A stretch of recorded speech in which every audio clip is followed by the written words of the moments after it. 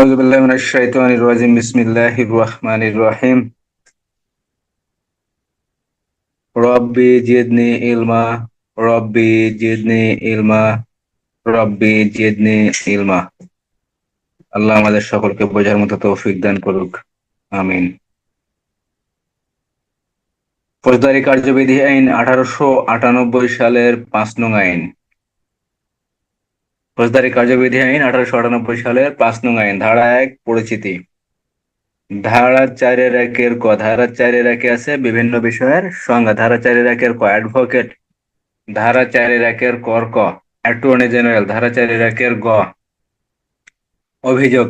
ধারা 4-1 বর্গীয় জ নালিশ। ধারা 4-1 চ আমলযোগ্য অপরাধ। ধারা 4-1 ঢ আমলযোগ্য অপরাধ। ধারা 4-1 ট অনুসন্ধান। ধারা 4-1 ঠ তদন্ত। ধারা 4-1 মূর্ধন্য অপরাধ পেনাল কোড 40। ধারা 4-1 ত থানার ভারপ্রাপ্ত কর্মকর্তা। ধারা 4-1 ধ থানা। ধারা 4-1 দন্তন্য পাবলিক প্রসিকিউটর। ধারা 5-1 বলা হয়েছে দণ্ডবিধির অপরাধের সকল দণ্ডবিধিতে বর্ণিত সকল অপরাধের বিচার অনুসন্ধান তদন্ত কার্যক্রম ফৌজদারি কার্যবিধি আইন অনুযায়ী হবে। আর 5-2 বলা হয়েছে অন্যান্য আইনে যদি অনুসন্ধান তদন্ত বিচার প্রক্রিয়াধীন থাকে তাহলে সেই আইন অনুযায়ী প্রযোজ্য হবে। ধারা 5। ধারা 6 বলা হয়েছে ফৌজদারি আদালতের শ্রেণী বিভাগ। ফৌজদারি আদালতের শ্রেণী বিভাগ। ধারা 9 দায়রা আদালত। দায়রা আদালত গঠন। দায়রা আদালত স্থাপন। দায়রা আদালতে দায়রা জজ নিয়োগ। ধারা 10 নির্বাহী ম্যাজিস্ট্রেট। ধারা 11 জুডিশিয়াল ম্যাজিস্ট্রেট। ধারা 12 স্পেশাল ম্যাজিস্ট্রেট। ধারা 22 মফস্বল এলাকার জন্য জাস্টিস অব দি পিস। ধারা 25 পদাধিকার বলে জাস্টিস অব দি পিস। ধারা 28 ধারায় বলা হয়েছে দণ্ডবিধির অপরাধের বিচার কোন কোন আদালতে করা যাবে। ধারা 29 খ কিশোর অপরাধের বিচার। ধারা 31 দায়রা আদালত ও হাইকোর্ট বিভাগ যে দণ্ড দিতে পারেন।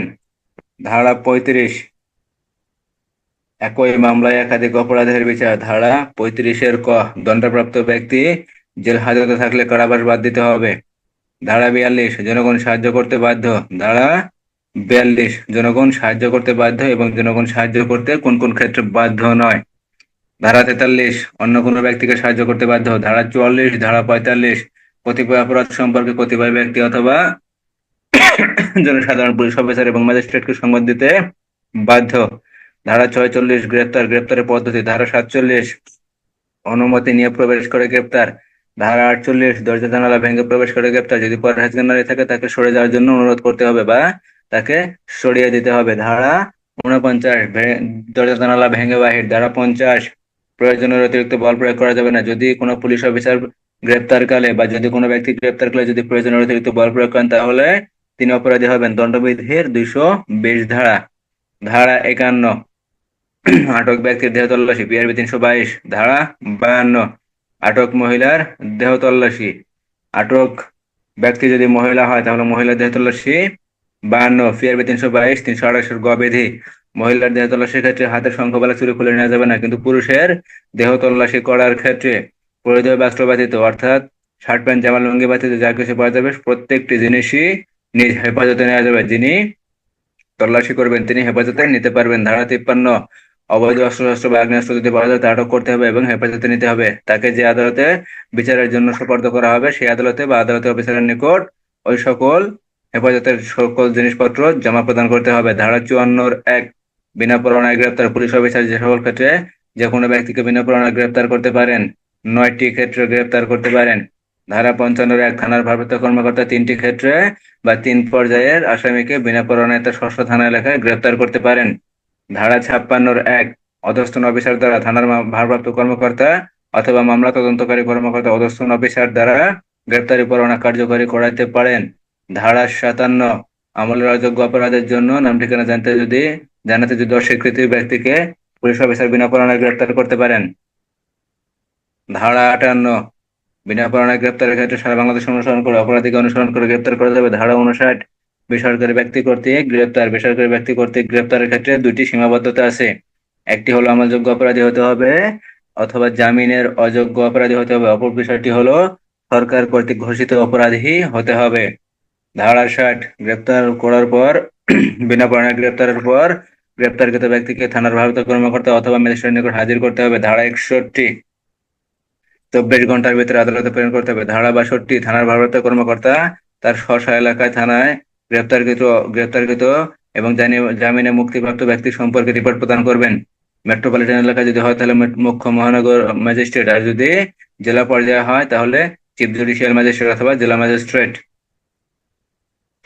ধারা 63, জামিন মুচলেকা অথবা আদালতের বিশেষ কোনো আদেশ যদি না থাকে তাহলে ওই ব্যক্তিকে বা তাহলে অপরাধী ব্যক্তি বা আটক ব্যক্তিকে ছেড়ে দেওয়া যাবে না। ধারা 64, ধারা 65, ম্যাজিস্ট্রেট অপরাধীকে নিজে গ্রেপ্তার করতে পারেন, জনগণকে গ্রেপ্তারের আদেশ দিতে পারেন, অথবা যে ব্যক্তিকে তিনি গ্রেপ্তার করতে পারেন সেই ব্যক্তিকে গ্রেপ্তারের জন্য তিনি পরোয়ানা জারি করতে পারেন। ধারা 66, পুনরায় গ্রেপ্তার। ধারা 67, পুনরায় গ্রেপ্তারের ক্ষেত্রে 47-48 দ্বারা অনুসরণ করা যাবে। ধারা 68, সমন। ধারা 68-1, সমন। সমন বলতে কি বোঝায়? সমন কি, সমন কাকে বলে? ধারা 68-2, সমনকে জারি করতে পারেন। সমন কিভাবে জারি করা হয়? ধারা 69, ধারা 70, সাবালক পুরুষের নিকট এক কপি দিয়ে সমন জারি। ধারা 71, যদি সাবালক পুরুষ না পাওয়া যায় তাহলে লটকে দিয়ে সমন জারি। ধারা 72, সরকারি কর্মচারীর উপর সমন জারি। ধারা 73, 73 ধারায় বলা আছে এখতিয়ারধীন এলাকার বাইরে সমনজারি। ধারা 74, সমনজারি প্রমাণ। ধারা 75, গ্রেপ্তারি পরোয়ানা। ধারা 75-1, গ্রেপ্তারি পরোয়ানা কি? গ্রেপ্তারি পরোয়ানা বলতে কি বোঝায় বা গ্রেপ্তারি পরোয়ানা কাকে বলে? ধারা 75-1, ধারা 75-2, গ্রেপ্তারি পরোয়ানা কতদিন পর্যন্ত বলবৎ থাকবে? যতদিন পর্যন্ত আসামি গ্রেপ্তার করা সম্ভব না হবে অথবা আদালত কর্তৃক যদি বাতিল করানো হয় তাহলে সেই গ্রেপ্তারি পরোয়ানা ততদিন পর্যন্ত বলবৎ থাকবে। গ্রেপ্তারি পরোয়ানা যদি একবার বাতিল করা হয় সেই গ্রেপ্তারি পরোয়ানা পুনরায় পুনরায় নবায়ন করা যায় না। গ্রেপ্তার তার মানে গ্রেপ্তারি পরোয়ানা বাতিলও করা যেতে পারে। গ্রেপ্তারি পরোয়ানা কোন আদালত বাতিল করতে পারেন? যে আদালত গ্রেপ্তারি পরোয়ানা ইস্যু করে থাকেন সেই আদালত গ্রেপ্তারি পরোয়ানা বাতিল করতে পারেন। ধারা 75, ধারা 76, জামিনযোগ্য গ্রেপ্তারি পরোয়ানা। জামিনযোগ্য গ্রেপ্তারি পরোয়ানা বলতে কি বোঝায়? পরোয়ানার ভিতরে আদালত বা ম্যাজিস্ট্রেট বা বিচারক কিছু নির্দেশনা উল্লেখ করে দিতে পারেন, যে নির্দেশনা সাপেক্ষে পুলিশ অফিসার অথবা যিনি গ্রেপ্তারি কার্যকর করবেন সেই ব্যক্তি ওই নির্দেশনা অনুসরণ করবেন। অর্থাৎ মুচলেকা, জামিন বা অন্য কোনো পন্থার মাধ্যমে যদি ছেড়ে দেওয়ার কথা উল্লেখ থাকে তাহলে অপরাধী ব্যক্তিকে, আটক ব্যক্তি অবশ্যই ছেড়ে দিতে পারবেন। ধারা 76, ধারা 76, ধারা 77, এক বা একাধিক পুলিশ অফিসার অথবা এক বা একাধিক ব্যক্তি কর্তৃক পরোয়ানা কার্যকরীকরণ। ধারা 78, জমি মালিক, জমিদার, কৃষক, ম্যানেজার কর্তৃক পরোয়ানা এই সকল ব্যক্তির উপর পরোয়ানা নির্দেশিত করা যায় এবং তারা পরোয়ানা কার্যকরী করতে পারেন। ধারা 78, ধারা 79, যে ব্যক্তিকে পরোয়ানা কার্যকরী করার নির্দেশ দেওয়া হয় তিনি অধস্তন দ্বারা পরোয়ানা কার্যকরী করাইতে পারেন। ধারা 80, যাকে গ্রেপ্তার করা হবে তাকে গ্রেপ্তারের কারণ সম্পর্কে জানাতে হবে অথবা যে অপরাধী ব্যক্তিকে গ্রেপ্তার করা হবে তাকে গ্রেপ্তারের যে পরোয়ানা থাকবে সেই পরোয়ানা দেখাইতে হবে। ধারা 81, ধারা 61, 81, আসামিকে অনতি বিলম্বে অথবা 24 ঘন্টার ভিতরে আদালতে প্রেরণ করতে হবে। ধারা 82, ধারা 82, ধারা 82-তে বলা হয়েছে গ্রেপ্তারি পরোয়ানামূলে। ধারা 58-তে ছিল বিনা পরোয়ানায় গ্রেপ্তারের ক্ষেত্রে অপরাধীকে অনুসরণ করে সারা বাংলাদেশে গ্রেপ্তার করা যাবে। আর ধারা 82-তে বলা হয়েছে যদি পরোয়ানামূলে অপরাধীকে গ্রেপ্তার করা হয় তাহলে সেই পরোয়ানামূলে ওই গ্রেপ্তার করার জন্য অপরাধীর পিছনে সারা বাংলাদেশে অনুসরণ করে তাকে গ্রেপ্তার করা যাবে। ধারা 83, পরোয়ানা অন্য এলাকায় বা ইখতিয়ারধীন এলাকার বাইরে যদি কার্যকরী করার প্রয়োজন হয় তাহলে সেই এলাকার ম্যাজিস্ট্রেট, পুলিশ সুপার বা পুলিশ কমিশনার বরাবর পরোয়ানা প্রেরণ করা যাবে। ধারা 84, নিজ এলাকার পুলিশ অফিসার দ্বারা পরোয়ানা কার্যকরীকরণ। ধারা 85, গ্রেপ্তার করার পর যদি 20 মাইল দূরে হয় তাহলে সংশ্লিষ্ট এলাকার ম্যাজিস্ট্রেট, পুলিশ সুপার বা পুলিশ কমিশনারের নিকট রেখে আসা যাবে। ধারা 86-তে বলা আছে পুলিশ অফিসার, ম্যাজিস্ট্রেট বা পুলিশ কমিশনারের নিকট যদি রেখে আসা হয় তারা কি পদ্ধতি অনুসরণ করবেন? ধারা 87, হুলিয়া জারির পদ্ধতি। হুলিয়া জারির প্রমাণ বলতে কি বোঝায়? ধারা 87-3, হুলিয়াজারি প্রমাণ। হুলিয়াজারি প্রমাণ বলতে বোঝায় আদালত যদি লিখিত বিবৃতি দেয় যে নির্দিষ্ট দিন তারিখ ও সময়ে হুলিয়া ইস্যু করা হয়েছে এবং হুলিয়া সঠিকভাবে জারি করা হয়েছে তাহলে আদালতের এই লিখিত বিবৃতি হুলিয়াজারির প্রমাণ হিসেবে গণ্য হবে। ধারা 87-3, ধারা 88, ক্রোক বলতে কি বোঝায়? ক্রোকের পদ্ধতি কি? ধারা 88, ধারা 89, ক্রোকের সম্পত্তি প্রত্যর্পণ। অর্থাৎ যে ব্যক্তির সম্পত্তি ক্রোক করা হয়েছে সেই ব্যক্তিকে ক্রোকের সম্পত্তি প্রত্যর্পণ করা যাবে বা ফেরত প্রদান করা যাবে। ধারা 90, সমনের অতিরিক্ত গ্রেপ্তারি পরোয়ানা জারি বা সমনের পরিবর্তে পরোয়ানা জারি। ধারা 91, উপস্থিত ব্যক্তির নিকট থেকে মুচলেকা সম্পাদন করা যায়, পরবর্তী সময়ে আদালতে হাজির করার জন্য মুচলেকা সম্পাদন করা যায়। ধারা 92, মুচলেকা সম্পাদনের পর যদি মুচলেকার শর্ত যদি লঙ্ঘন করে তাহলে এই ব্যক্তিকে হাজির করার জন্য গ্রেপ্তারি পরোয়ানা ইস্যু করা যায়। ধারা 93 ক, খ, গ, বাংলাদেশের বাইরে সমনজারি, সমন অথবা গ্রেপ্তারি পরোয়ানাজারি অথবা বিদেশ হতে প্রাপ্ত সমন অথবা গ্রেপ্তারি পরোয়ানা বাংলাদেশে কার্যকরীকরণ। ধারা 94, মামলা তদন্ত ধারা 94, ম্যাজিস্ট্রেট অথবা বিচারক অথবা থানার ভারপ্রাপ্ত কর্মকর্তা কোনো মামলা তদন্তকালে যদি জানতে পারেন বা বিচারকালে যদি বুঝতে পারেন যে মামলার সংশ্লিষ্ট কোনো তথ্য কোনো ব্যক্তির নিকট কোনো দলিল, পার্সেল, বস্তু বা অন্য কোনো জিনিস আছে, তাহলে সেই ব্যক্তিকে মামলা সংশ্লিষ্ট ওই বস্তু, পার্সেল বা দলিল হাজির করার জন্য নির্দেশ দিতে পারেন। ধারা 94, এখানে নির্দেশটা মৌখিকভাবে দিতে পারেন অথবা লিখিতভাবে সমন ইস্যু করার মাধ্যমেও তাকে জানাতে পারেন। ধারা 95, ডাক পার্সেল কর্তৃপক্ষের নিকট যদি কোনো কিছু থাকে তাহলে তিনি ডাক পার্সেল কর্তৃপক্ষের নিকট তাদেরকে হাজির করার জন্য নির্দেশ দিতে পারেন। ধারা 96, তল্লাশি পরোয়ানা ইস্যু বা তল্লাশি পরোয়ানা বলতে কি বোঝায় বা তল্লাশি পরোয়ানা কাকে বলে বা তল্লাশি পরোয়ানা কি। ধারা 96, ধারা 97, তল্লাশি পরোয়ানা নিয়ন্ত্রণ, অর্থাৎ কোন কোন জায়গায় তল্লাশি করা যাবে সেই বিষয়টি আদালত বা ম্যাজিস্ট্রেট বা বিচারক নির্ধারণ করে দিতে পারেন। ধারা 98, চোরাই মাল, জালদলি প্রভৃতি উদ্ধারের জন্য তল্লাশি পরোয়ানা ইস্যু করেন। এই তল্লাশি পরোয়ানা কে কার্যকরী করতে পারেন? পুলিশের কনস্টেবলের উপরস্থ যে কোনো পুলিশ অফিসার এই পরোয়ানা কার্যকরী করতে পারেন। ধারা 99, নিজ এলাকার বাইরে অন্য এলাকার তল্লাশি পরোয়ানা কার্যকরীকরণ। ধারা 99 ক, ধারা 99 কতে বলা হয়েছে অবৈধ প্রকাশনা বাজেয়াপ্ত ঘোষণার পর সেই অবৈধ প্রকাশনা উদ্ধারের জন্য তল্লাশি পরোয়ানা ইস্যু করা যায়। এখানে সর্বনিম্ন সাব ইন্সপেক্টর পদের পুলিশ অফিসার এই তল্লাশি পরোয়ানা কার্যকরী করতে পারেন। ধারা 99 ক, যখন এই অবৈধ প্রকাশনা বাজেয়াপ্ত করা হয় এবং উদ্ধারের জন্য তল্লাশি করা হয়, তল্লাশি করার যে এই অবৈধ প্রকাশনা বাজেয়াপ্তের যে আদেশটি দেওয়া হয়, এই আদেশের তারিখ হতে পরবর্তী 2 মাসের মধ্যে সংক্ষুব্ধ ব্যক্তি বা যে ব্যক্তি এই আদেশের কারণে ক্ষতিগ্রস্ত তিনি হাইকোর্ট বিভাগে আপিল করতে পারবেন। ধারা 99 খ, হাইকোর্ট বিভাগে কেন আপিল করা হবে? ওই আদেশটি যেন বাতিল করা হয় বা রদ করা হয়, সেজন্য ওই সংক্ষুব্ধ ব্যক্তি বা ক্ষতিগ্রস্ত ব্যক্তি হাইকোর্ট বিভাগে আপিল করতে পারবেন। ধারা 99 খ। ধারা 100,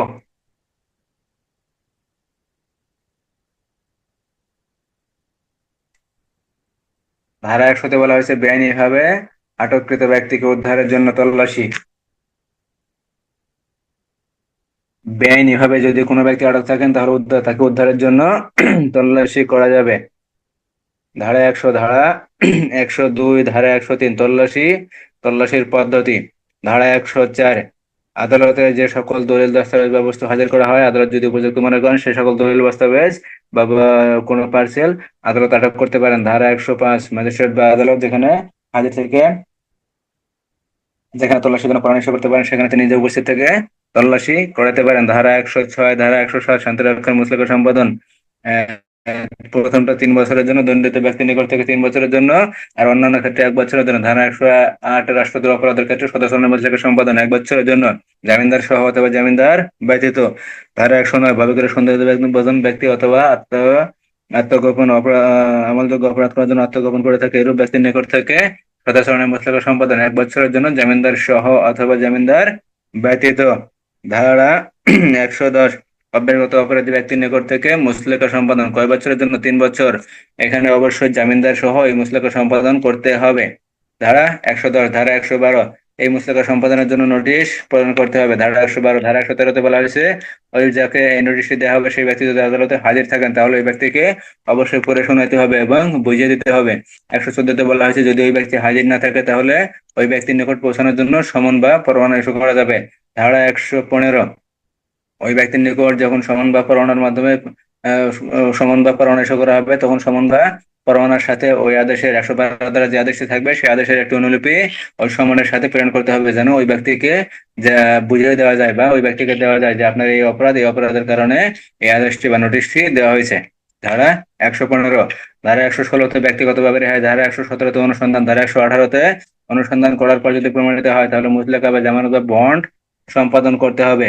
ধারা 119 বলা হয়েছে যদি প্রমাণিত না হয় তাহলে তাকে অব্যাহতি প্রদান করতে হবে। ধারা 120 বলা হয়েছে আরম্ভর সময় অর্থাৎ মেয়াদ কখন থেকে শুরু হবে আর কখন থেকে শুরু হবে না। ধারা 121 মূল বিষয়বস্তু। ধারা 122 জামিনদার প্রত্যাখ্যান। ধারা ধারা 124, ধারা 124-এ বলা হয়েছে মুচলেকা সম্পাদন করতে পারেন এইরূপ ক্ষেত্রে যে ব্যক্তি হাজতে আছে বা কারাগারে কারাগারে আছে সেই ব্যক্তিকে জেলা ম্যাজিস্ট্রেট বিভিন্ন ক্ষেত্রে ছেড়ে দিতে পারেন, শর্ত সাপেক্ষে ছেড়ে দিতে পারেন বা শর্ত ছাড়াও ছেড়ে দিতে পারেন। ধারা 124, ধারা 125, তাহলে ধারা 124-এ বলা হয়েছে ম্যাজিস্ট্রেট ওই ব্যক্তিকে ছেড়ে দিতে পারেন। আর ধারা 125-এ বলা হয়েছে যে মুচলেকার আদেশটি দেওয়া হয়েছে সেই মুচলেকার আদেশটি জেলা ম্যাজিস্ট্রেট ম্যাজিস্ট্রেট বা বিচারক ওই বা আদালতের ম্যাজিস্ট্রেট যে আদালতের ম্যাজিস্ট্রেট এই আদেশটি দিয়েছেন সেই আদালতের ম্যাজিস্ট্রেট ওই আদেশটি বাতিল করতে পারেন।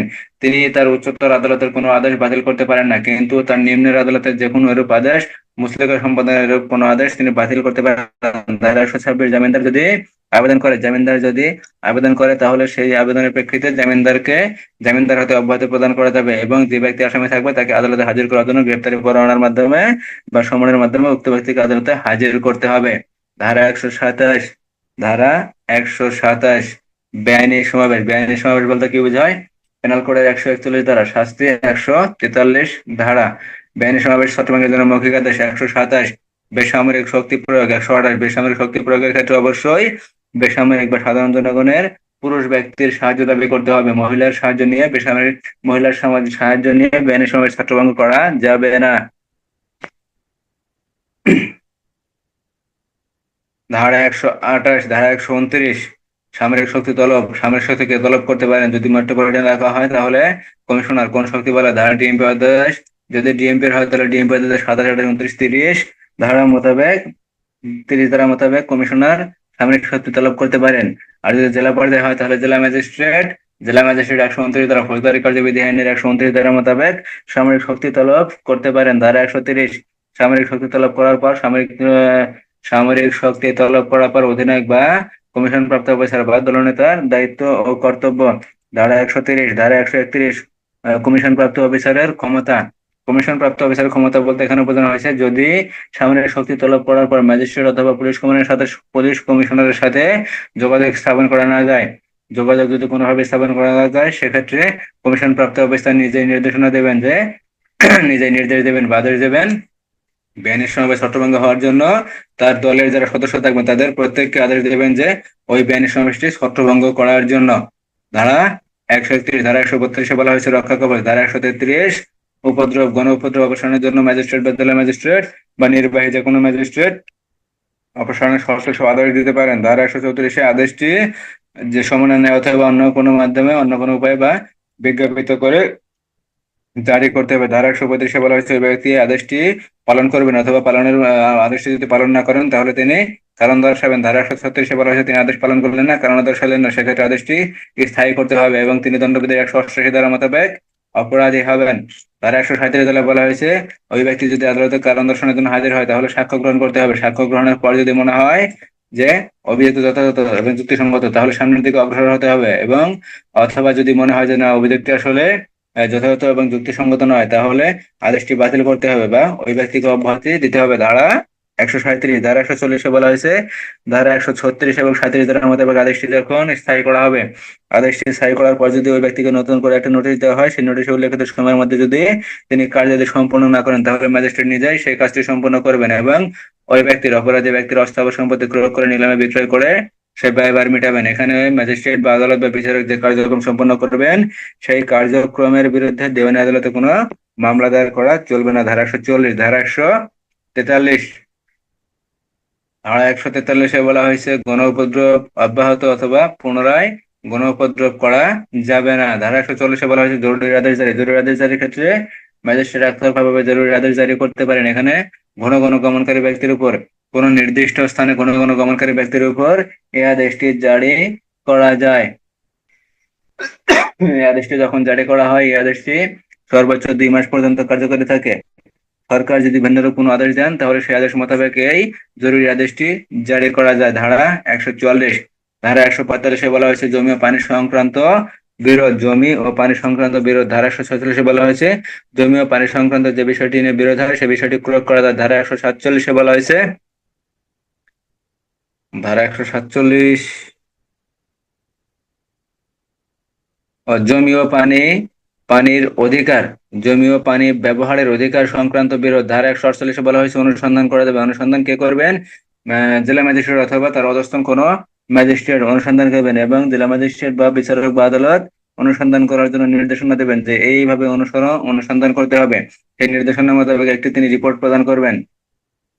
এখানে অনুসন্ধানের ক্ষেত্রে উকিলের হাজিরার ক্ষেত্রে ও সাক্ষীর হাজিরার ক্ষেত্রে বিভিন্ন যে খরচাদি থাকবে, এটা কে বহন করবেন বা কোন ব্যক্তি বহন করবেন তা আদালত বা ম্যাজিস্ট্রেট বা বিচারক নির্দিষ্ট করে দিতে পারেন বা নির্ধারণ করে দিতে পারেন। ধারা 148, ধারা 149, ধারা 149 আমলযোগ্য অপরাধ প্রতিরোধমূলক ব্যবস্থা বা আমলযোগ্য অপরাধ নিবারণ করার জন্য পুলিশ অফিসার যে প্রতিরোধমূলক ব্যবস্থা গ্রহণ করতে পারে, ধারা 149 থেকে ধারা 153, ধারা 149 থেকে ধারা 153 পর্যন্ত।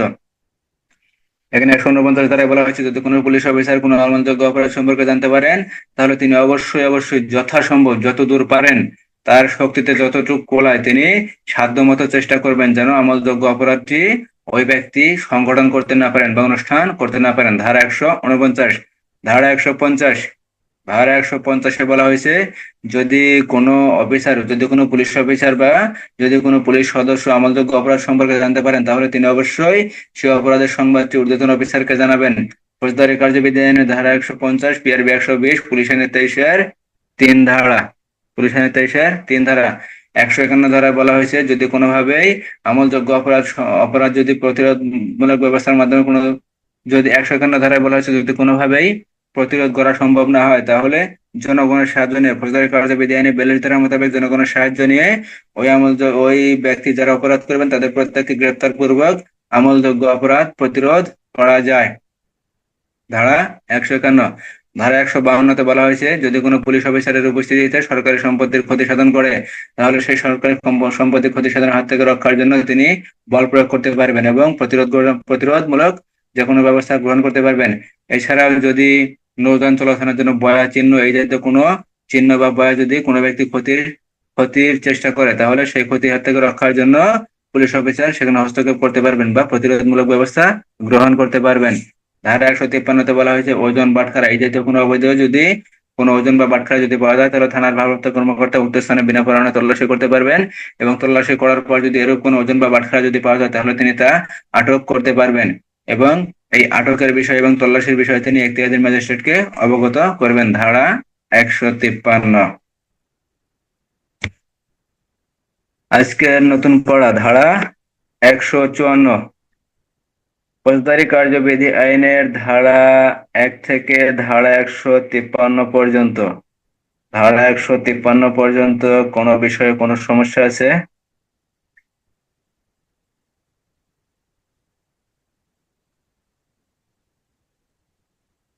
কথা বলেন।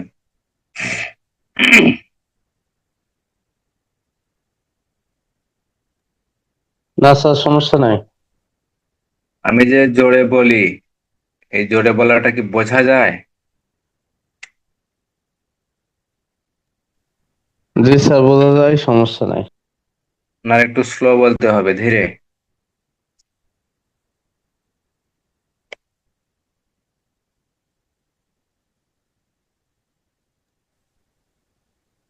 ঠিক আছে স্যার, সমস্যা নাই।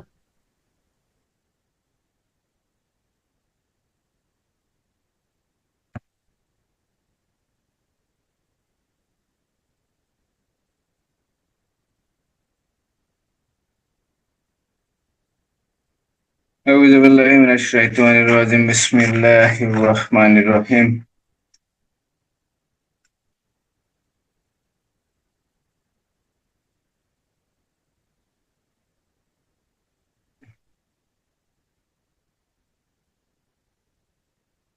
আজকের বিষয়টি হবে 14তম অধ্যায়। 14তম অধ্যায়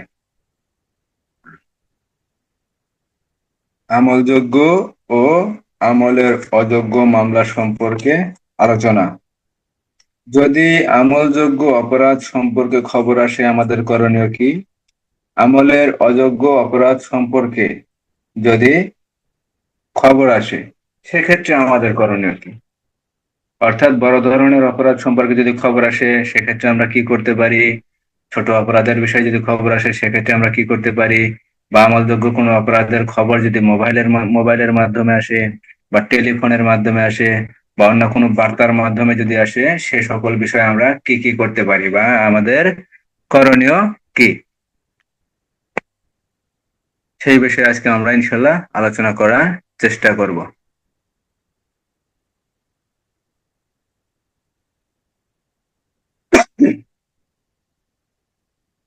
আমলযোগ্য অপরাধের খবর বা আমলযোগ্য মামলার খবর বা আমলযোগ্য কেসের খবর। কেস, যে আমলযোগ্য কেস, সেই আমলযোগ্য খবর, সেই আমলযোগ্য মামলা।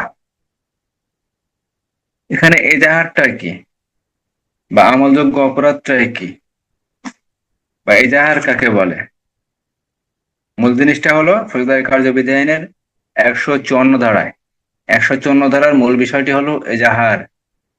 এজাহার আসলে এজাহার জিনিসটা কি?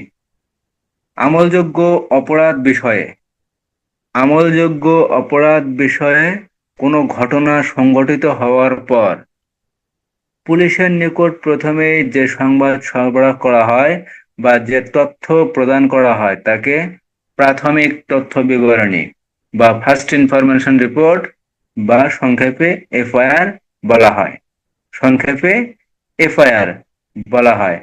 আর এই যে রিপোর্টটা প্রদান করেন, যে ব্যক্তি প্রদান করুক না কেন, যেই এই রিপোর্টটা প্রদান করেন আমলযোগ্য অপরাধ সম্পর্কে, এই অপরাধের বিষয়টি একটি নির্দিষ্ট রেজিস্টারে, একটি নির্দিষ্ট রেজিস্টারে লিপিবদ্ধ করা হয়।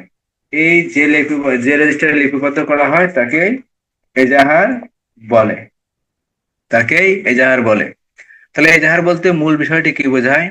ফৌজদারি কার্যবিধির 154 ধারা মোতাবেক থানায় কোনো ধর্তব্য অপরাধ বা আমলযোগ্য কোনো অপরাধের সংবাদ মৌখিক বা লিখিতভাবে পৌঁছানোর পর থানার অফিসার ইনচার্জ কর্তৃক বিষয়টি নির্ধারিত একটি রেজিস্টারে লিপিবদ্ধ করাকেই এজাহার বলে।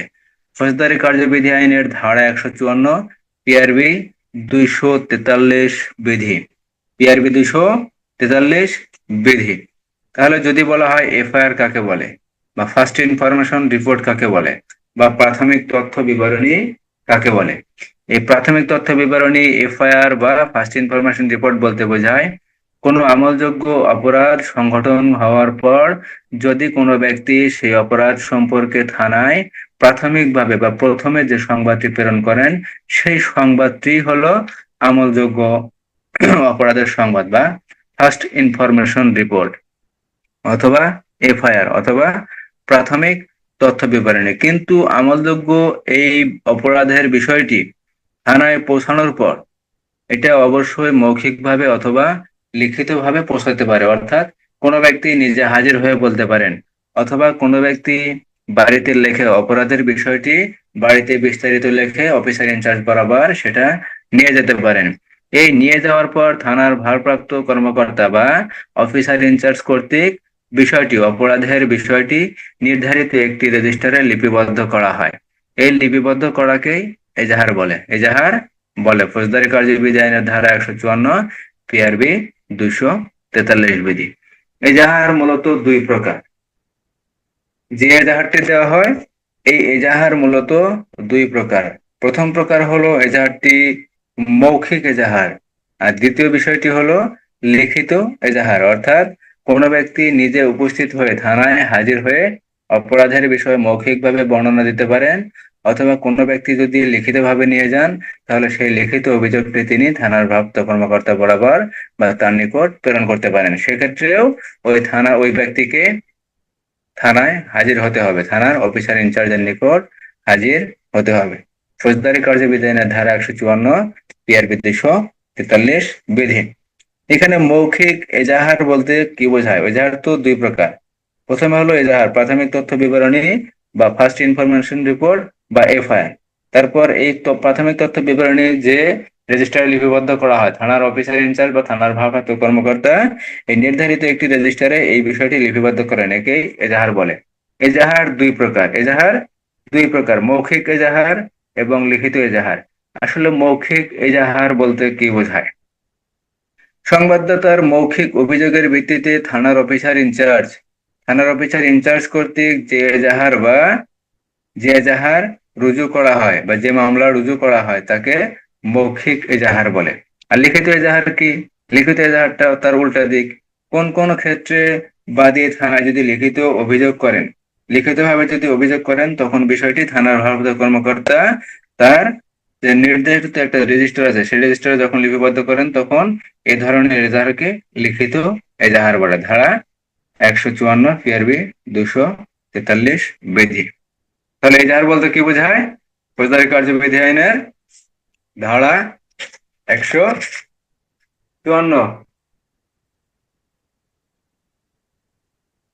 কেউ বলতে পারবেন এজাহার বলতে কি বোঝায়?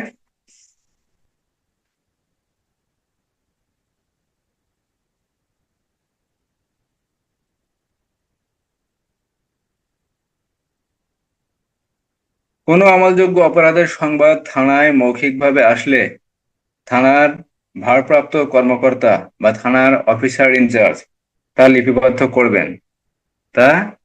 করবেন। অর্থাৎ থানায় যদি কোনো আমলযোগ্য অপরাধের সংবাদ বা কোথাও যদি চুরি হয়, কোথাও যদি ডাকাতি হয়, কোথাও যদি খুন হয়, মার্ডার হয়, এই অপরাধের বিষয়ে যে কোনো ব্যক্তি থানায় সংবাদ দিতে পারেন।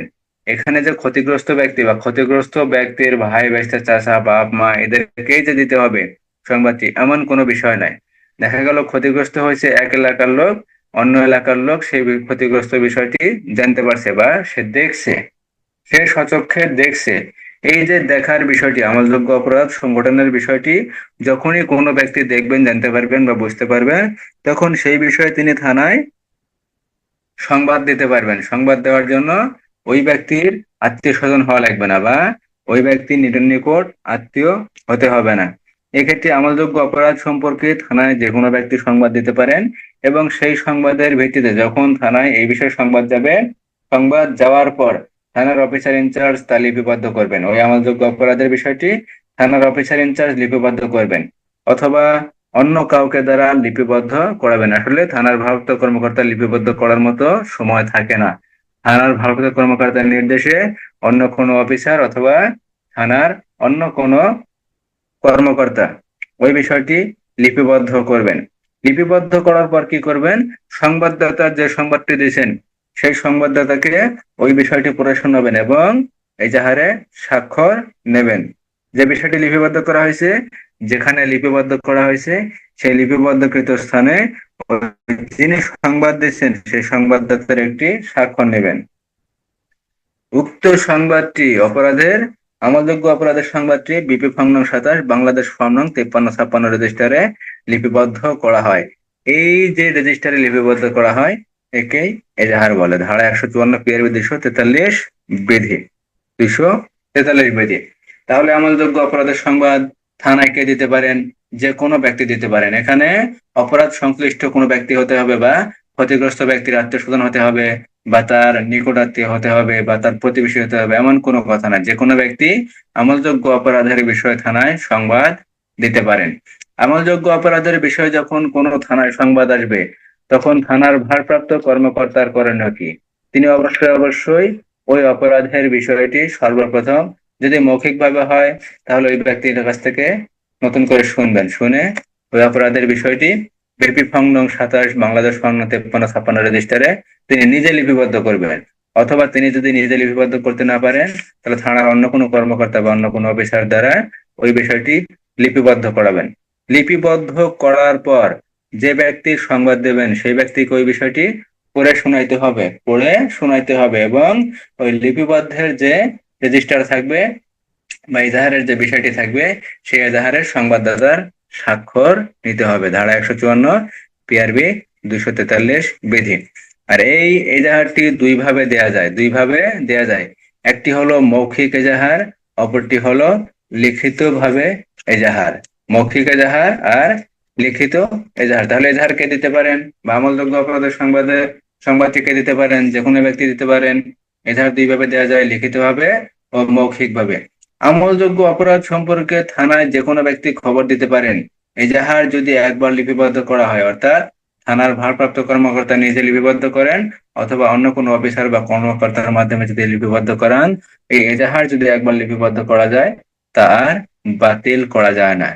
এজাহারের স্বাক্ষর প্রদানে যদি অস্বীকার করা হয়, অর্থাৎ যে ব্যক্তি এজাহার আমলযোগ্য অপরাধের সংবাদ দিয়েছেন তাকে যদি বলা হয় যে আপনি এজাহারে স্বাক্ষর করেন, এই ব্যক্তি যদি এজাহারে স্বাক্ষর করতে যদি অস্বীকার করেন তাহলে তিনি দণ্ডবিধি অনুযায়ী অপরাধী হবেন। দণ্ডবিধি অনুযায়ী অপরাধী হবেন ধারা 154 পিআরবি 243 বিধি। পিআরবি 243 বিধি। যদি কখনো প্রশ্ন হয় এজাহার কাকে বলে, এজাহার কে দিতে পারেন, এজাহার কয় ভাবে দেওয়া যায়, এজাহারের খবরটি যদি থানায় আসে তাহলে থানার অফিসার ইনচার্জের করণীয় কি? যখন ধারা 154 থেকে ধারা 157 এর পরবর্তী আরো অনেক ধারা আছে, সেগুলো ইনশাল্লাহ আমরা পরবর্তীতে বোঝার চেষ্টা করব। এখন এজাহার এখানে যে ব্যক্তি আমলযোগ্য অপরাধের সংবাদটি নিয়ে আসবেন, সেই অপরাধের সংবাদটি যদি গুজব হয় অথবা অপরাধের সংবাদটি নিয়ে যদি আপনার সন্দেহ হয়, সেক্ষেত্রে করণীয় কি? সেক্ষেত্রে করণীয় ধারা 157। এতক্ষণ আমরা পড়লাম ধারা 154 ধারায় বলা হয়েছে আমলযোগ্য অপরাধের সংবাদ যদি আসে তাহলে করণীয় কি? নির্দিষ্ট একটি রেজিস্ট্রি লিপিবদ্ধ করতে হবে। এই নির্দিষ্ট রেজিস্ট্রি লিপিবদ্ধ করাকেই এজাহার বলে। ধারা 154 পিআরবি 243 বিধি। ধারা 155। ধারা 155।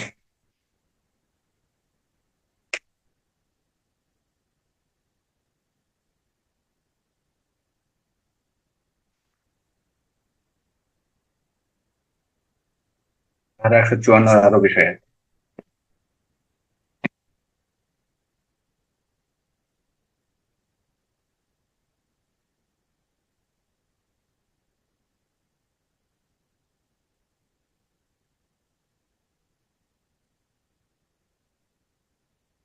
কোনো আমলযোগ্য অপরাধের সংবাদ যদি টেলিফোনের মাধ্যমে আসে তাহলে করণীয় কি?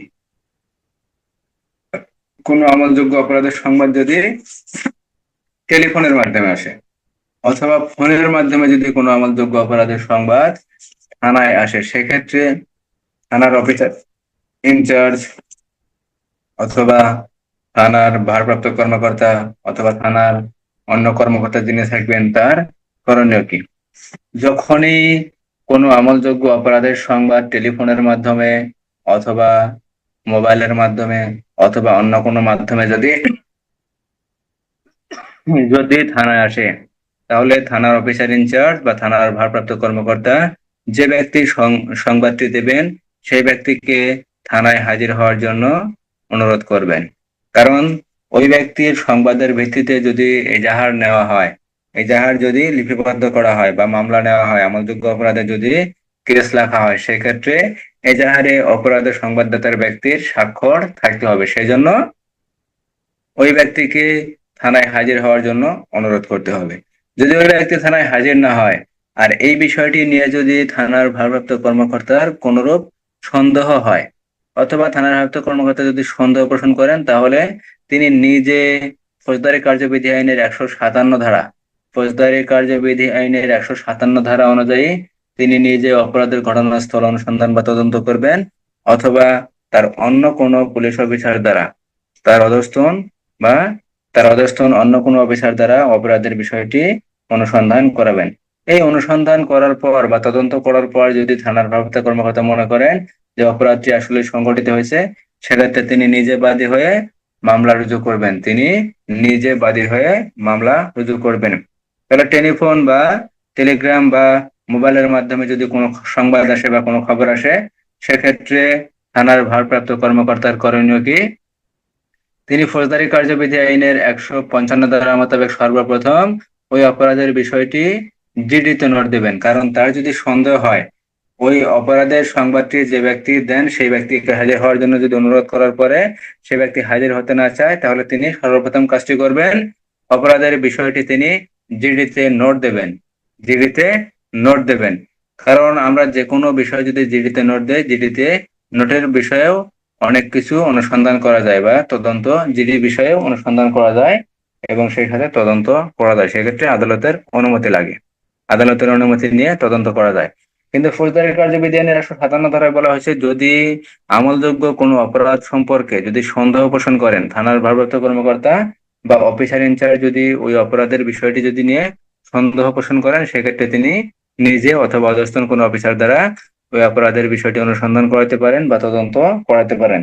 তদন্ত করার পর যদি মনে হয় যে না, অপরাধটি আসলে সংগঠিত হয়েছে, সেক্ষেত্রে কি করবেন, তিনি নিজে বাদী হয়ে মামলা রুজু করবেন। ধারা 154 পিআরবি 243 বিধি। তাহলে ধারা 155 বলা হয়েছে আমলের অযোগ্য অপরাধের যদি সংবাদ আসে।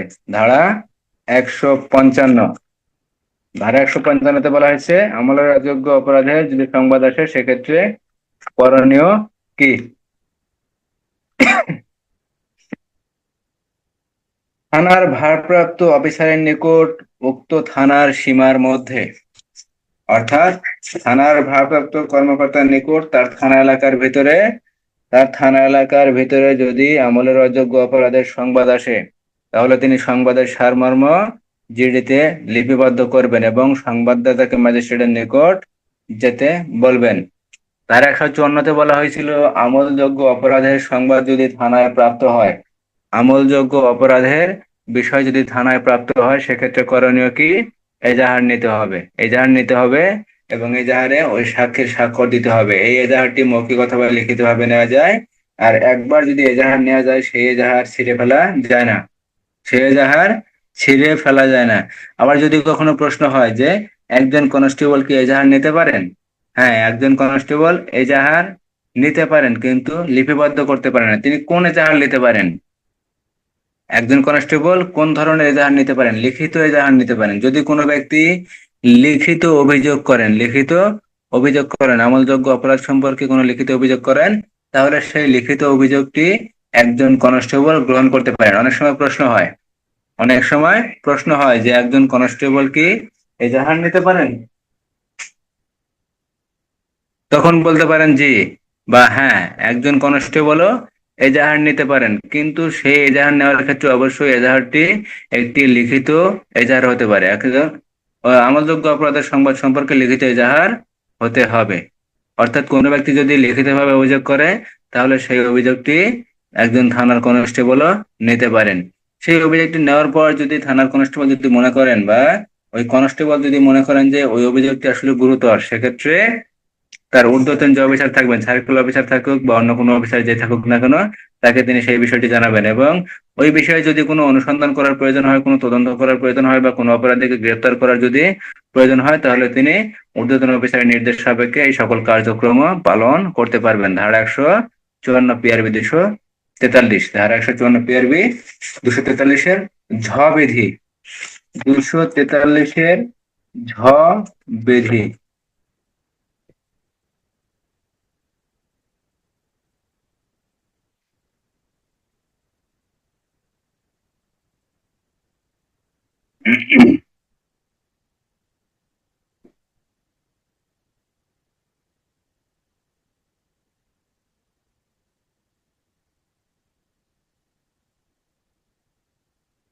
তাহলে এজাহার বলতে কি বোঝায়?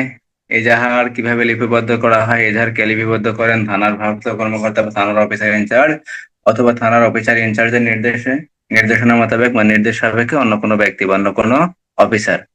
এই এজাহার কে দিতে পারেন? এজাহার কে দিতে পারেন বা আমলযোগ্য অপরাধের সংবাদটি কে দিতে পারেন? যে কোনো ব্যক্তি দিতে পারেন। এখানে ক্ষতিগ্রস্ত ব্যক্তির আত্মীয় হতে হবে বা ক্ষতিগ্রস্ত ব্যক্তি নিজে হতে হবে, এরূপ কোনো বিষয় না। এই এজাহারের বিষয়টি যে কোনো ব্যক্তি দিতে পারেন। ফৌজদারি কার্যবিধি আইনের ধারা 154 পিআরবি 243 বিধি। এজাহার যদি একবার লিপিবদ্ধ করা হয়, তাকে নষ্ট করা যায় বা ছিঁড়ে ফেলা যায় না। এজাহার যদি একবার লিপিবদ্ধ করা হয়, তা বাতিল করা যায় না বা এজাহার ছিঁড়ে ফেলা যায় না। পিআরবি 243 জ বিধি। একজন কনস্টেবল কি এজাহার লিপিবদ্ধ করতে পারেন বা এজাহার গ্রহণ করতে পারেন? একজন কনস্টেবল এজাহার গ্রহণ করতে পারেন। যদি কোনো ব্যক্তি আমলযোগ্য অপরাধের সংবাদ লিখিতভাবে জানায়, তাহলে সেই এজাহারটি তিনি গ্রহণ করতে পারেন, কিন্তু তিনি লিপিবদ্ধ করতে পারেন না। অর্থাৎ নির্ধারিত যে একটা রেজিস্টার থাকে, সেই রেজিস্টারে কনস্টেবল লিপিবদ্ধ করতে পারেন না। আর তিনি এই এজাহার গ্রহণ করার পর, যদি আমলযোগ্য অপরাধের সংবাদটি গ্রহণ করার পর, লিখিত অভিযোগটি গ্রহণ করার পর যদি মনে হয় যে না, অপরাধটি আসলে গুরুতর, এই অপরাধ সম্পর্কে তিনি ঊর্ধ্বতন অফিসারকে জানাবেন অথবা থানার ভারপ্রাপ্ত কর্মকর্তা যদি বাইরে থাকে, তাহলে তাকে ফোনের মাধ্যমে অথবা অন্য কোনো মাধ্যমে তাকে জানাবেন, এবং জানানোর পর থানার ভারপ্রাপ্ত কর্মকর্তা অথবা সাইকেল অফিসার অথবা তার ঊর্ধ্বতন অফিসার যারা থাকবেন তারা যেভাবে নির্দেশনা দেবেন সেই নির্দেশনা সাপেক্ষে প্রয়োজন পড়লে অপরাধীকে গ্রেপ্তার করবেন, আটক করবেন, অনুসন্ধান করবেন, তদন্ত করাবেন। ধারা 154 পিআরবি 243-এর ঝ বিধি, পিআরবি 243-এর ঝ বিধি। আর ফোনের মাধ্যমে, টেলিফোনের মাধ্যমে, টেলিগ্রাফের মাধ্যমে বা বার্তার মাধ্যমে বা অন্য কোনো মাধ্যমে যদি থানায় যদি আমলযোগ্য অপরাধের সংবাদ আসে সেক্ষেত্রে করণীয় কি? সেক্ষেত্রে ফৌজদারি কার্যবিধি আইনের 155 ধারা, পিআরবি 377, পিআরবি পুলিশ আইন পিআরবি কত,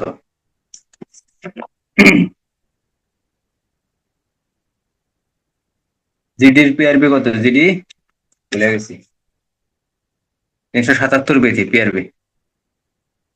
যদি টেলিফোনের মাধ্যমে কোনো সংবাদ আসে, সেই সংবাদ বিষয়ে যদি কোনো সন্দেহ হয় তাহলে থানার অফিসার ইনচার্জ কি করবেন? ওই বিষয়টি জিডিতে নোট দেবেন। ফৌজদারি কার্যবিধি আইনের ধারা 155 পিআরবি 377 বিধি মোতাবেক জিডিতে নোট দেবেন। নোট দেওয়ার পর ফৌজদারি কার্যবিধি আইনের 157 ধারা মোতাবেক যদি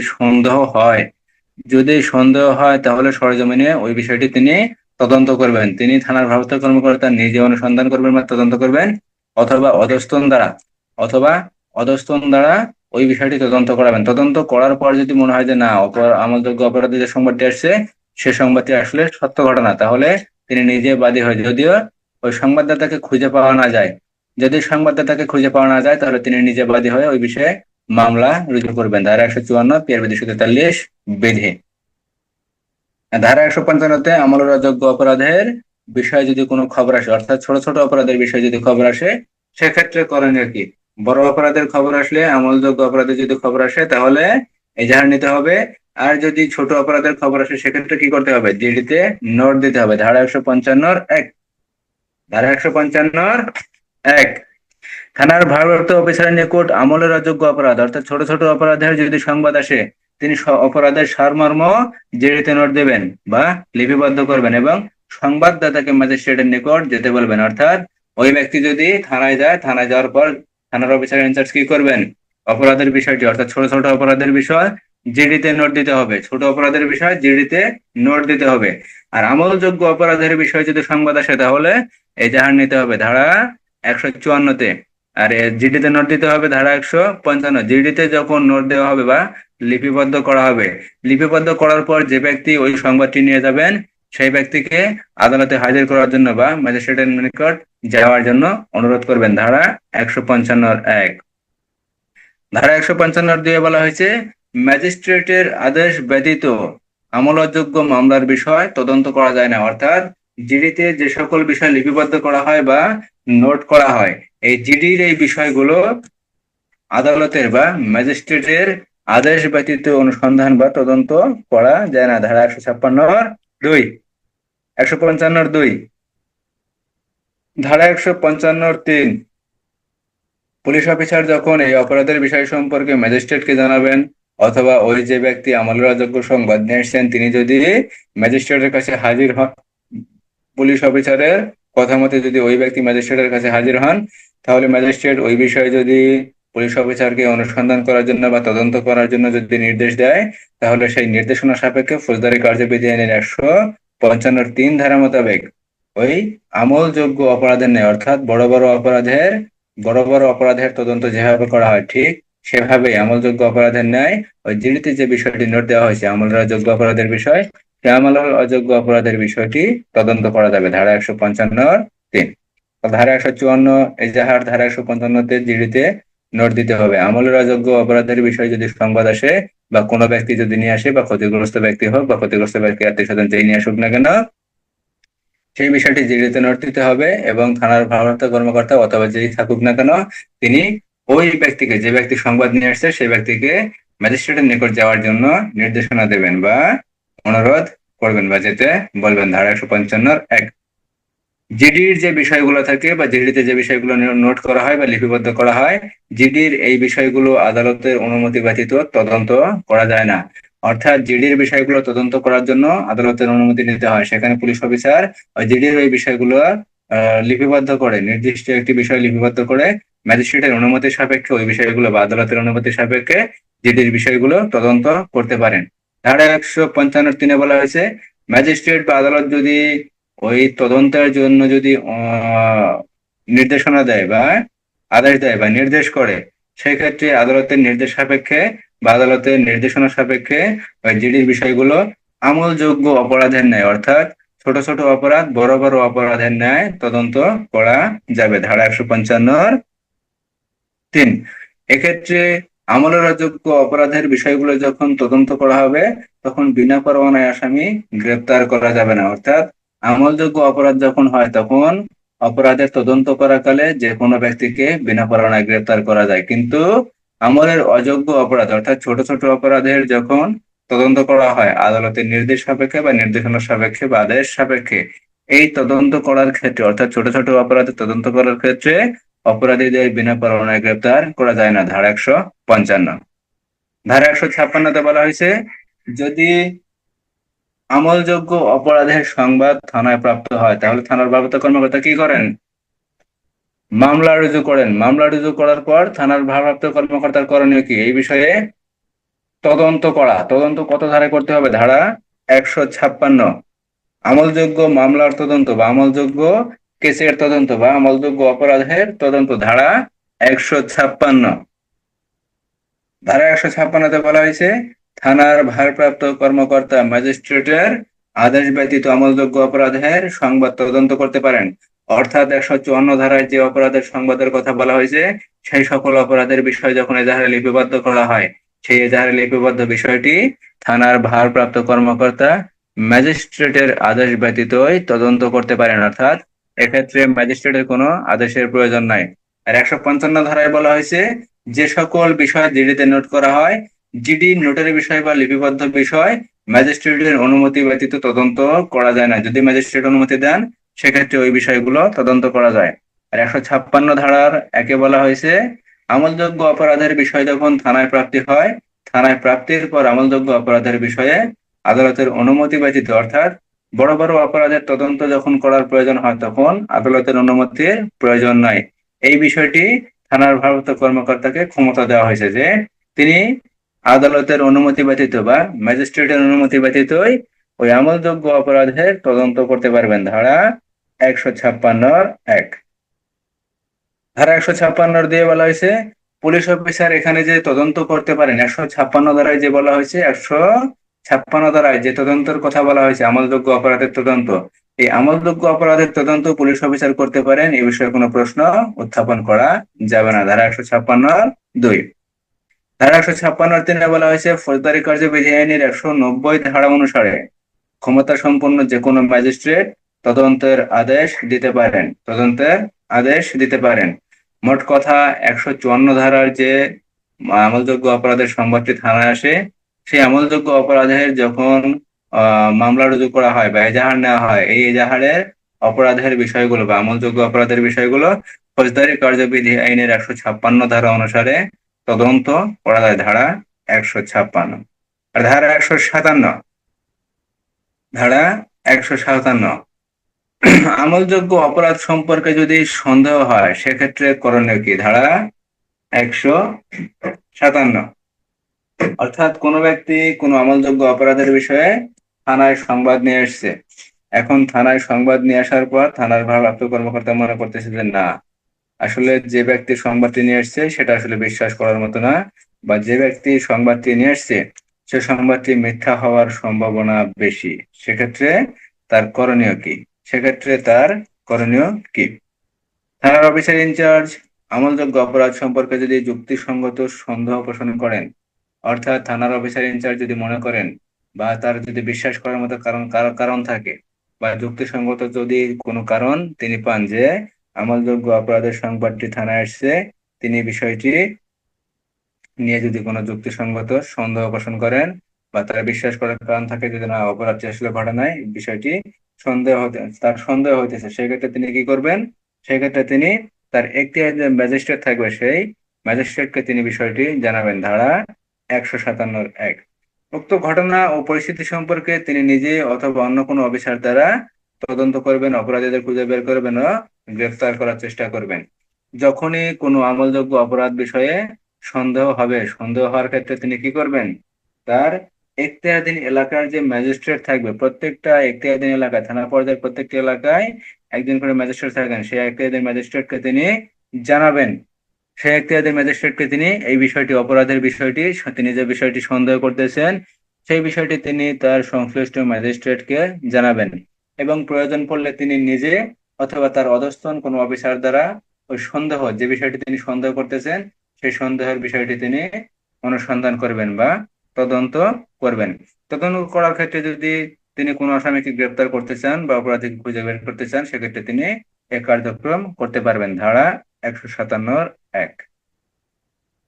তাহলে আমলযোগ্য অপরাধের সংবাদ নিয়ে যদি সন্দেহ পোষণ করা হয়, সেক্ষেত্রে থানার ভারপ্রাপ্ত কর্মকর্তার করণীয় কি, এই জাতীয় যদি প্রশ্ন হয়, তাহলে উত্তর হবে ধারা 157। ফৌজদারি কার্যবিধি আইনের 155 ধারা মোতাবেক বিষয়টি জিডিতে নোট দিতে হবে এবং তার এখতিয়ারাধীন এলাকার যে ম্যাজিস্ট্রেট থাকবেন সেই ম্যাজিস্ট্রেটকে এই সন্দেহের বিষয়টি বা সন্দেহের কারণ বিষয়টি জানাতে হবে।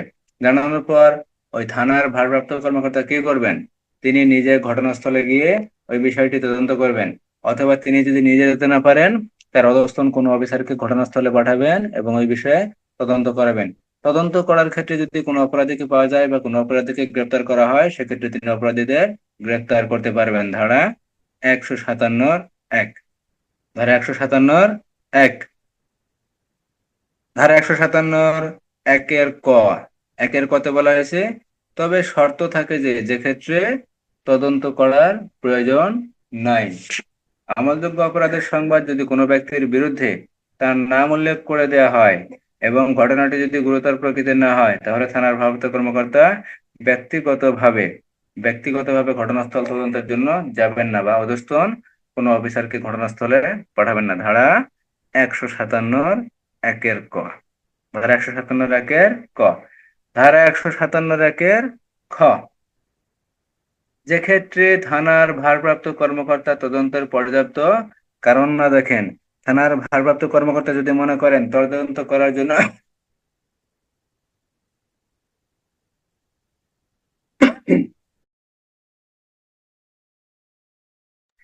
থানার ভারপ্রাপ্ত কর্মকর্তা যখন মনে করেন তদন্ত করার জন্য পর্যাপ্ত কোনো কারণ নাই, অর্থাৎ যে অপরাধের বিষয়ে সংবাদ দেওয়া হয়েছে সেই অপরাধের বিষয়টি তদন্ত করার প্রয়োজন নাই, সেক্ষেত্রে তিনি ওই অপরাধের বিষয়টি তদন্ত করবেন না, ধারা 157(1)(খ)। ধারা 157(1)(খ)। ধারা 157(2)। থানার ভারপ্রাপ্ত কর্মকর্তা তদন্ত না করার কারণ উল্লেখ করবেন। অর্থাৎ কোনো কারণে যদি থানার ভারপ্রাপ্ত কর্মকর্তা ওই সন্দেহের বিষয়টি যদি তদন্ত না করেন, সেক্ষেত্রে তিনি কি কারণে তদন্ত করবেন না সেই কারণটি তিনি লিপিবদ্ধ করবেন। এবং যে ব্যক্তি অপরাধের সম্পর্কে সংবাদ দিছে, সেই সংবাদদাতাকে ওই কি কারণে তিনি অনুসন্ধান করলেন না বা তদন্ত করলেন না সেই বিষয়টি তিনি নির্ধারিত পদ্ধতিতে বা বিধি দ্বারা নির্ধারিত পদ্ধতিতে ওই ব্যক্তিকে জানাবেন যে তিনি কি কারণে ঘটনাটি তদন্ত করবেন না, ধারা 157(2). ধারা 157(2). তাহলে ফৌজদারি কার্যবিধি আইনের ধারা 154, এজাহার। এজাহার বলতে কি বোঝায়, এজাহার কাকে বলে? এজাহার কখন দেওয়া হয়, যখন আমলযোগ্য অপরাধের বিষয়ে সংবাদ আসে তখন এজাহার দেওয়া হয়। এজাহারটিকে দিতে পারেন যে কোনো ব্যক্তি দিতে পারেন। এজাহার যদি একবার লিপিবদ্ধ করা হয় তাকে ছেড়ে ফেলা যায় বা নষ্ট করা যায়? এজাহার যদি একবার লিপিবদ্ধ করা হয় তা বাতিল করা যায় না, তা ছিঁড়ে ফেলা যায় না। পিআরবি 243-এর জবাবিধি। একজন কনস্টেবলকে এজাহার লিপিবদ্ধ করতে পারেন বা একজন কনস্টেবলকে এজাহার গ্রহণ করতে পারেন।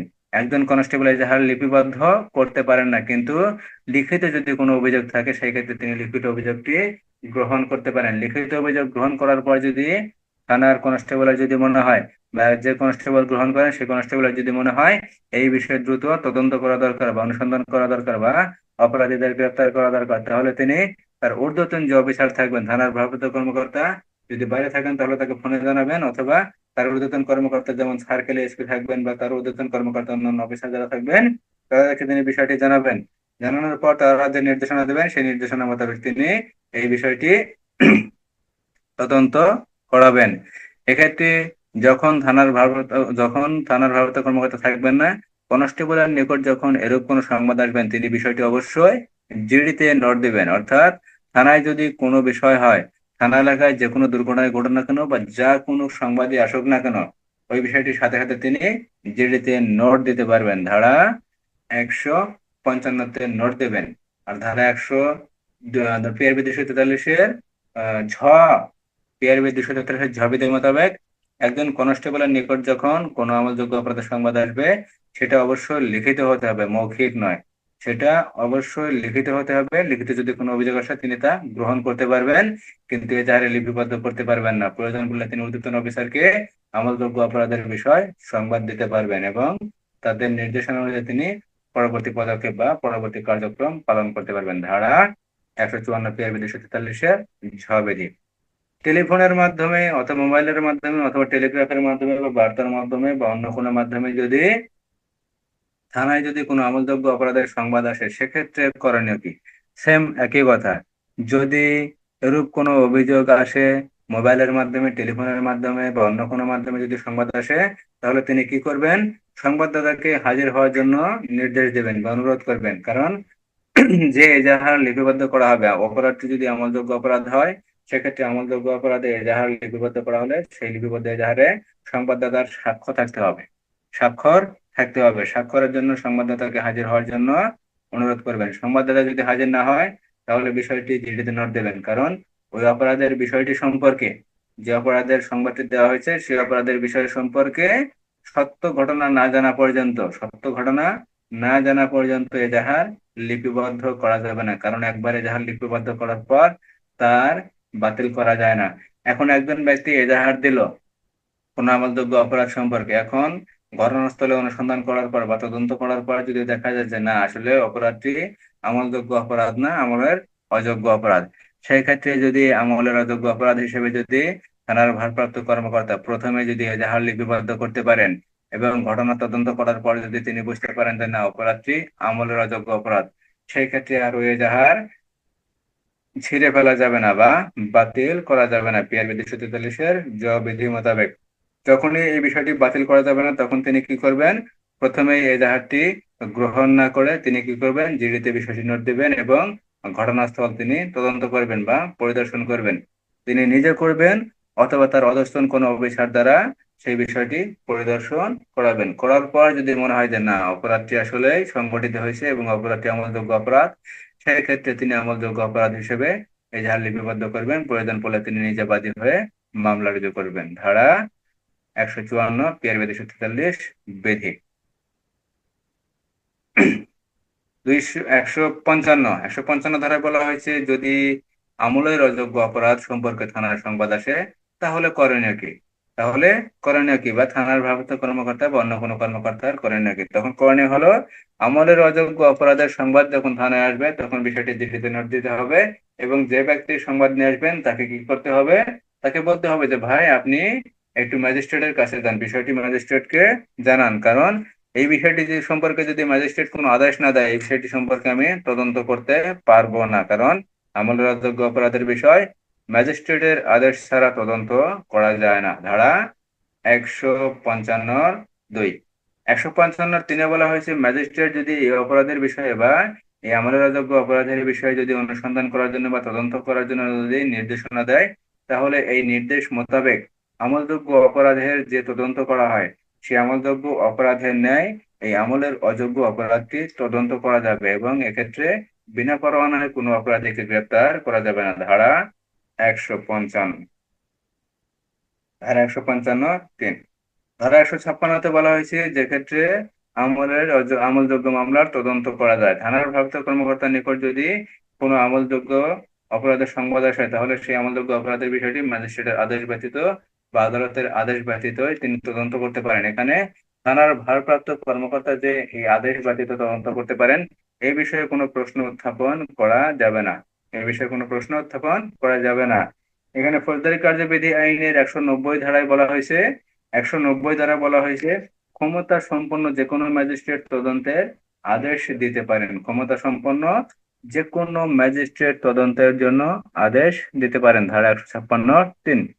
157 ধারায় বলা হয়েছে, আমলযোগ্য অপরাধের সংবাদ থানায় আসার পর সেই বিষয়ে যদি থানার ভারপ্রাপ্ত কর্মকর্তা যুক্তিসঙ্গত কোনো সন্দেহ পোষণ করেন, বা তার কাছে যদি যুক্তির সঙ্গে কোনো সন্দেহ হয় বা তিনি বিশ্বাস করেন যে বিষয়টি আসলে ঘটে নাই, এরূপ যদি সন্দেহ হয় তিনি বিষয়টি জিডিতে নোট দেবেন এবং তার এখতিয়ার দিন যে ম্যাজিস্ট্রেট থাকবে বিষয়টি ম্যাজিস্ট্রেটকে জানাবেন। জানানোর পর তিনি কি করবেন? জানানোর পর তিনি ঘটনাস্থল পরিদর্শন করবেন, তিনি নিজে করবেন অথবা তার অধস্তন অফিসার দ্বারা ওই বিষয়ে তদন্ত করাবেন। প্রয়োজন পড়লে অপরাধীদের গ্রেফতার করবেন, আটক করবেন বা খুঁজে বের করার জন্য চেষ্টা করবেন। ধারা 157(1)। তবে এখানে শর্ত থাকে যে অপরাধের সংবাদ আসছে, এখন থানার ভারপ্রাপ্ত কর্মকর্তা যে ক্ষেত্রে প্রয়োজন মনে করেন যে অপরাধটি যদি গুরুতর প্রকৃতির না হয় তাহলে তিনি তদন্ত করবেন না বা তদন্ত করার প্রয়োজন নাই। আবার থানার ভারপ্রাপ্ত কর্মকর্তা যদি মনে করেন তদন্তের পর্যাপ্ত কোনো কারণ নাই, যে অপরাধের সংবাদ আসছে সেই অপরাধের বিষয়ে তদন্ত করার কোনো দরকার নাই, অপরাধটি যদি ছোট হয়, অপরাধটি যদি গুরুতর প্রকৃতির না হয়, অপরাধটি যদি দেওয়ানি প্রকৃতির হয়, অর্থাৎ মামলার জমি জমা সংক্রান্ত মামলার সংক্রান্ত যদি কিছু হয় সেক্ষেত্রে তদন্ত করার প্রয়োজন নাই। অপরাধটি যদি ফৌজদারি কার্যবিধি আইনের 95 ধারা অনুযায়ী ছোট অপরাধ হয় সেক্ষেত্রেও তদন্ত করার প্রয়োজন নাই। থানার ভারপ্রাপ্ত কর্মকর্তা যদি মনে করেন যে না অপরাধটি তদন্ত করার প্রয়োজন নাই, তাহলে তিনি কি কারণে তদন্ত করবেন না সেই কারণটি তিনি লিপিবদ্ধ করবেন এবং বিধি দ্বারা নির্ধারিত পদ্ধতিতে যে ব্যক্তি অপরাধ সম্পর্কে সংবাদ দেবেন সেই ব্যক্তিকে বিধি দ্বারা নির্ধারিত পদ্ধতিতে তিনি যে তদন্ত করবেন না সেই তদন্ত না করার বিষয়টি কি কারণে করবেন না সেই বিষয়টি ওই ব্যক্তিকে জানাতে হবে। ধারা 157। ধারা 157। ধারা 158-তে বলা হয়েছে ফৌজদারি কার্যবিধি আইনের 157 ধারায় ম্যাজিস্ট্রেটের নিকট রিপোর্ট প্রেরণ ঊর্ধ্বতন পুলিশ অফিসারের মাধ্যমে করতে হবে। অর্থাৎ থানার ভারপ্রাপ্ত কর্মকর্তার নিকট যদি প্রতীয়মান হয় যে থানার ভারপ্রাপ্ত সরকার থানার ভারপ্রাপ্ত কর্মকর্তা যখন ম্যাজিস্ট্রেটের নিকট কোন রিপোর্ট প্রেরণ করবেন সেই রিপোর্টটি প্রেরণের পূর্বে অবশ্যই তিনি ঊর্ধ্বতন অফিসারের নিকট প্রেরণ করবেন। ধারা 158(1)। 158(2)-এ বলা হয়েছে ঊর্ধ্বতন পুলিশ অফিসার যেরূপ নির্দেশনা ও পরামর্শ দেবেন, অর্থাৎ যখন কোনো মামলার বিষয়ে তদন্ত করা হয় তদন্ত প্রতিবেদন সর্বপ্রথম কি করা হয়? সার্কেল এএসপি বরাবর প্রেরণ করা হয়। কি জন্য? সার্কেল এএসপি ওই বিষয়টি দেখবেন, ওই বিষয়টি দেখার পর তিনি খতিয়ে খতিয়ে দেখবেন কোনো জায়গায় কোনো ভুল ত্রুটি আছে কিনা। যদি কোনো ভুল ত্রুটি থাকে তাহলে তিনি ভুল ত্রুটি সেগুলো বের করবেন, বের করে পরবর্তী নির্দেশনা দেবেন বা পরামর্শ দেবেন যে এইভাবে তুমি বিষয়টি তদন্ত করো। তাহলে পুনরায় সেই বিষয়ে তদন্ত করতে হবে এবং সেই নির্দেশনা ও পরামর্শ অনুসরণ করে এই বিষয়টি অনুসন্ধান করতে হবে বা তদন্ত করতে হবে এবং তদন্ত করার পর রিপোর্টে লিপিবদ্ধ করে তা ম্যাজিস্ট্রেটের নিকট প্রেরণ করতে হবে। ধারা 158(2)। তাহলে 157 ধারায় যে রিপোর্টটি থাকবে সেই রিপোর্টটি কিভাবে প্রেরণ করতে হবে? 158 ধারায় 158(1)-এ প্রেরণ করার কথা বলা হয়েছে থানার ভারপ্রাপ্ত কর্মকর্তা যখন কোনো ম্যাজিস্ট্রেটের নিকট বা আদালতে যখন কোনো রিপোর্ট প্রেরণ করবেন সেই রিপোর্টটি প্রেরণ করার পূর্বে সর্বপ্রথম তিনি কি করবেন? তিনি তার সার্কেল এএসপি অথবা তার ঊর্ধ্বতন অন্যান্য যে অফিসার থাকবেন তাদেরকে বিষয়টি দেখাবেন বা তাদেরকে বিষয়টি জানাবেন।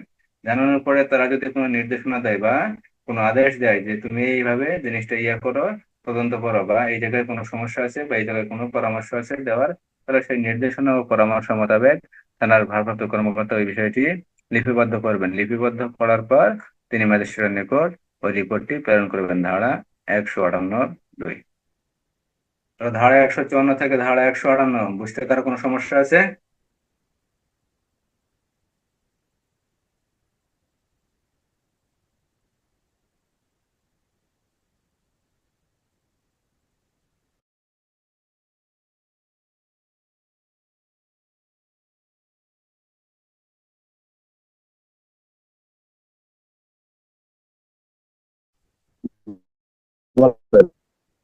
আরেকটু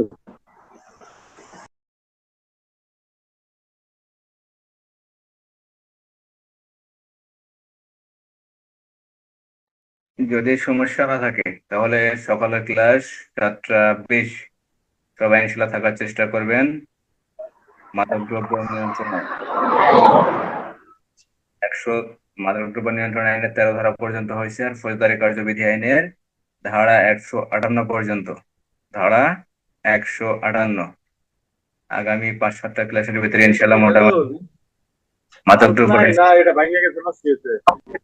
তাহলে সবাই ইনশাল্লাহ ভালো থাকেন। ভালো থাকার চেষ্টা করেন, আর সবাই ইনশাল্লাহ পড়াশোনা করার চেষ্টা করেন, একটু মনোযোগ সহকারে পড়াশোনা করেন, তাহলে ইনশাল্লাহ সবাই ভালো থাকেন। আসসালামু আলাইকুম রহমতুল্লাহ।